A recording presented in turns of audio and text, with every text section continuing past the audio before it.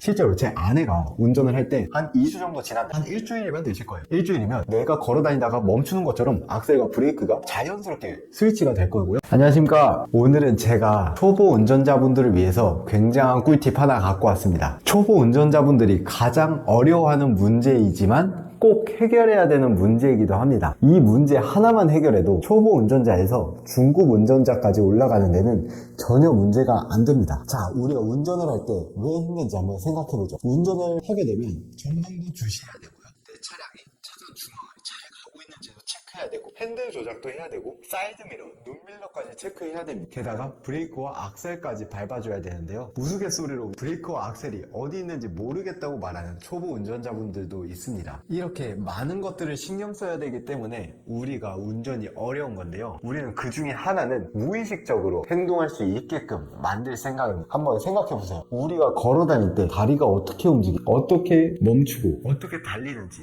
생각을 하시나요? 그냥 본능적으로 다리가 움직이죠. 혹시 자전거 타시는 분들도 이해하실 거예요. 우리가 브레이크를 잡는 거는 본능적으로 손이 움직여서 자전거 브레이크를 잡게 돼요. 이것처럼 차량 브레이크와 악셀도 굉장히 본능적으로 움직일 수 있는 부분 중에 하나입니다. 자, 여기서 초보 운전자분들한테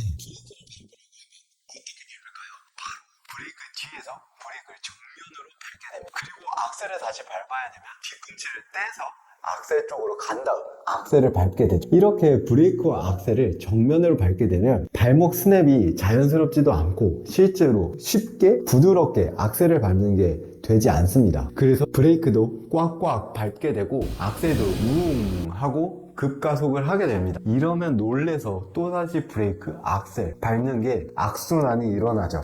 그런데 중급, 고급 운전자분들은 악셀과 브레이크를 어떻게 밟을까요? 바로 브레이크를 정면으로 밟는 게 아니라 브레이크와 악셀 그 사이에 내 발을 두고 움직이게 됩니다. 내 뒤꿈치가 하나의 축이라고 보시면 돼요. 내 이 축을 중심으로 발끝만 브레이크를 밟고 발끝만 악셀을 밟아주면 돼요. 아까 초보 운전자분들처럼 브레이크를 정면에서 밟는다고 생각하시지 마시고 앞으로는 내 엄지발가락 부분이 브레이크 페달 오른쪽 엣지 부분만 밟는다고 생각하시면 돼요. 이렇게 살짝살짝 눌러주게 되면 브레이크가 서서히 부드럽게 밟히는 경험을 하실 거예요. 실제로 옆에 타시는 동승자분들도 느끼실 수 있습니다. 그리고 초보 운전자분들은 속도가 그렇게 빠르지 않고 차간거리도 잘 유지하기 때문에 급브레이크를 밟을 일이 거의 없어요. 제가 알려드린 방식대로 브레이크를 밟아도 사실 차선 유지하는 데는 전혀 문제가 되지 않고 오히려 부드럽게 멈추기 때문에 내 심적 안정감도 챙길 수 있습니다. 그러니까 다시 한번 확인해보면 브레이크를 밟을 때 뒤꿈치 축을 움직이면서 불안정하게 다시 자리를 잡는 것이 아니라 축을 그대로 두고 발목만 움직여주면서 브레이크와 악셀을 조절하게 되는 거죠. 실제로 보시면 뒤꿈치를 떼고 움직이는 것보다 뒤꿈치를 축으로